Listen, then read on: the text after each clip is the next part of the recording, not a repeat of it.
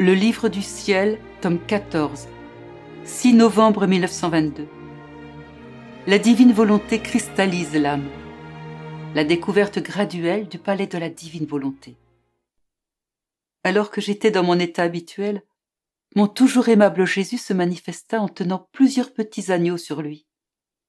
Quelques-uns reposaient sur sa poitrine, d'autres sur ses épaules, d'autres autour de son cou, certains dans ses bras.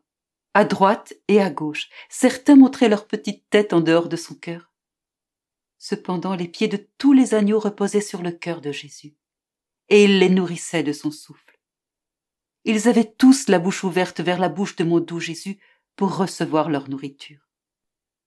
Comme il était beau de voir Jésus se délecter et se réjouir en eux, totalement attentif à les nourrir.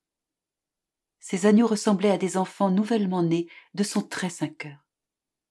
Jésus me dit : « Ma fille, ces agneaux reposant sur moi sont les enfants de ma volonté, les descendants légitimes de ma volonté suprême. Ils émergent de mon cœur, mais leurs pieds restent appuyés sur le centre de mon cœur, afin qu'ils ne puissent prendre quoi que ce soit de la terre, ne se souciant de rien d'autre que de moi. Vois comme ils sont beaux, propres, bien nourris, et nourris seulement de mes aliments. Ils seront la gloire et la couronne de la création. »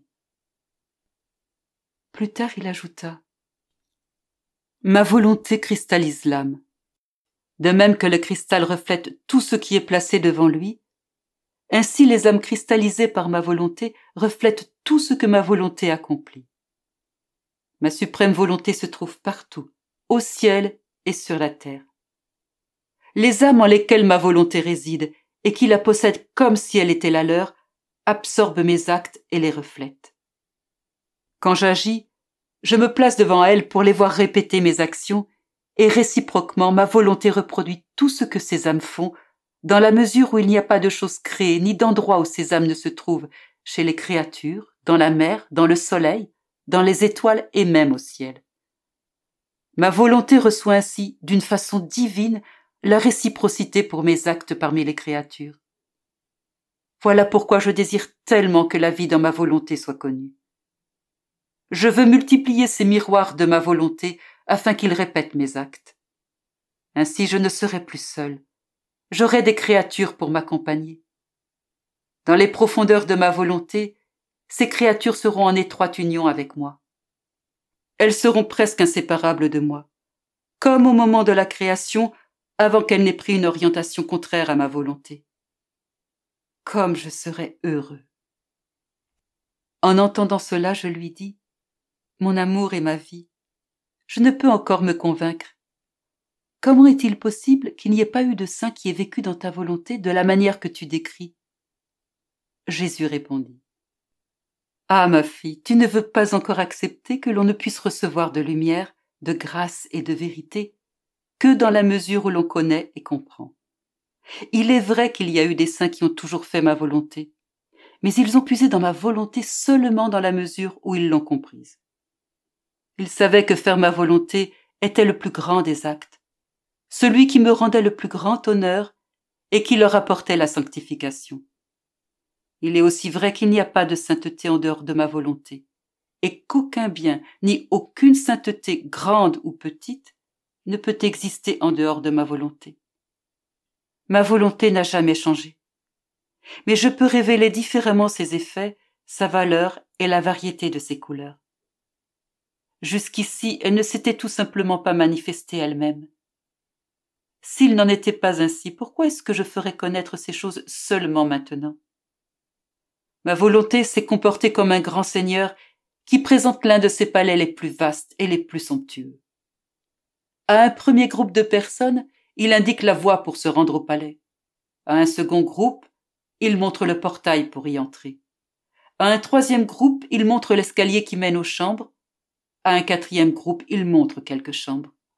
Au dernier groupe, il ouvre toutes les chambres et il fait de ces personnes les propriétaires du palais et de tout ce qu'il contient. Le premier groupe ne peut prendre possession que de ce qui se trouve sur la voie menant au palais. Le deuxième groupe peut prendre ce qui se trouve près du portail, cela étant supérieur à ce que l'on peut obtenir sur la voie. Le troisième groupe peut prendre possession de ce qui se trouve près de l'escalier. Le quatrième peut prendre ce qu'il trouve dans les premières chambres, là où il y a plus de meubles et de sécurité.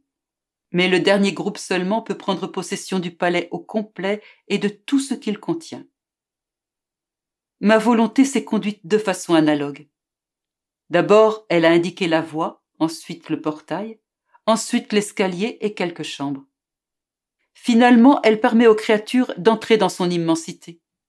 Là, elle leur révèle les choses magnifiques qu'elle contient et elle leur montre qu'en agissant en elle, les âmes peuvent posséder toute la variété des couleurs de ma volonté, son immensité, sa sainteté, son pouvoir et tous ses actes. Lorsque je révèle des choses à une âme, je donne en même temps. J'imprime dans l'âme les choses divines que je révèle. Si seulement tu savais l'ampleur des vagues de grâce qui t'inondent lorsque je t'informe des effets de ma volonté, tu en serais estomaqué.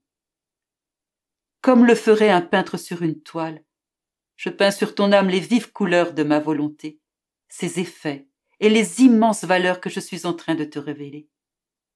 Mais comme j'ai de la compassion pour ta faiblesse, je te supporte. Et en te supportant, j'imprime davantage en toi ce que je te dis, parce que si je parle, je passe en même temps à l'action. Sois donc attentive et fidèle.